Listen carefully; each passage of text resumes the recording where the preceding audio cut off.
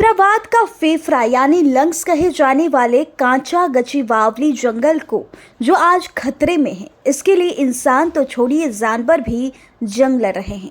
कई viral video में आपने देखा होगा कि किस तरह जानवर, पक्षी, जंतु, जीव परेशान हैं। इस जंगल में 455 से ज़्यादा प्रजातियां रहते हैं। यहाँ पर 400 एकड़ में फैले तेलंगाना के कांचा गचीबावली जंगल की काटे जाने का मामला इन दिनों काफ़ी सुर्खियों में फैला हुआ है। सोशल मीडिया पर एक तरफ जंगल काटते बुलडोजर को तस्वीर वायरल हो रही है, तो दूसरी तरफ अपने घर को बचाते जानवरों की इंसानों से जंग की भी वीडियो सामने आई है। इस वक्त सोशल मीडिया पर इन दो तरह की तस्वीरों और वीडियो से भरा हुआ है। सोशल मीडिया पर एक और तस्वीर वायरल हो रहा है जिसमें बुलडोजरों के आने पर जानवर इधर उधर भागते दिख रहे हैं। यह जंगल हैदराबाद के केंद्रीय विश्वविद्यालय के पास स्थित सरकार जमीन को आईटी और इंफ्रास्ट्रक्चर विकास के लिए इस्तेमाल करना चाहती है, लेकिन छात्रों और पर्यावरण कार्यकर्ताओं का कहना है कि यह जंगल और पर्यावरण को नुकसान पहुंचाएगा। मामला अब कोर्ट तक पहुंच गया है और इस पर सुप्रीम कोर्ट ने सख्त रुख अपनाया है। आइए जानते हैं क्या है पूरा मामला।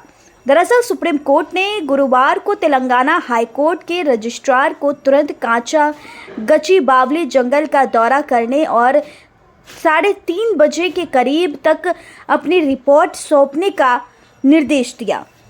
साथ ही कोर्ट ने तेलंगाना के मुख्य सचिव को यह सुनिश्चित करने के लिए कहा कि अगले आदेश तक जंगल में कोई भी पेड़ न काटा जाए।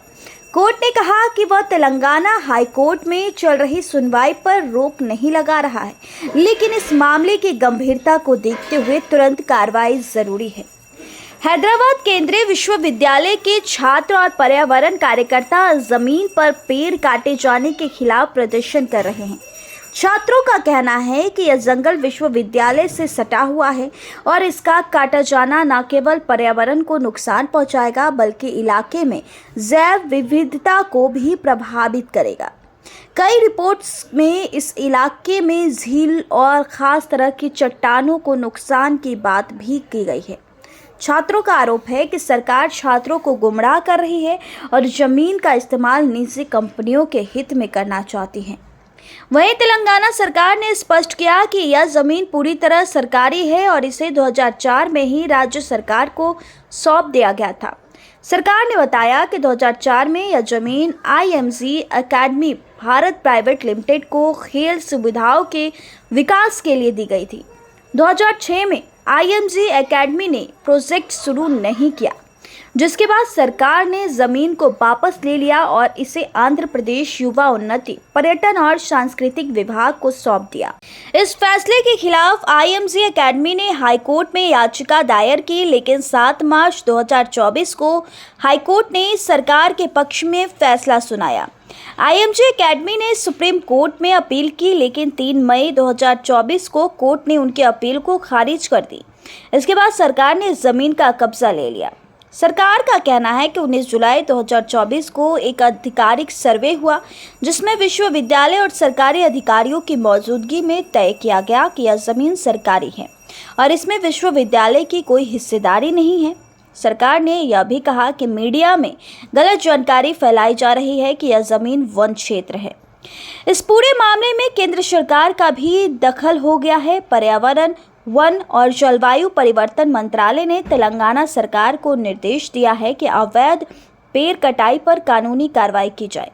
साथ ही यह भी कहा गया है कि पर्यावरण कानून और कोर्ट के आदेश का पूरी तरह पालन किया जाए।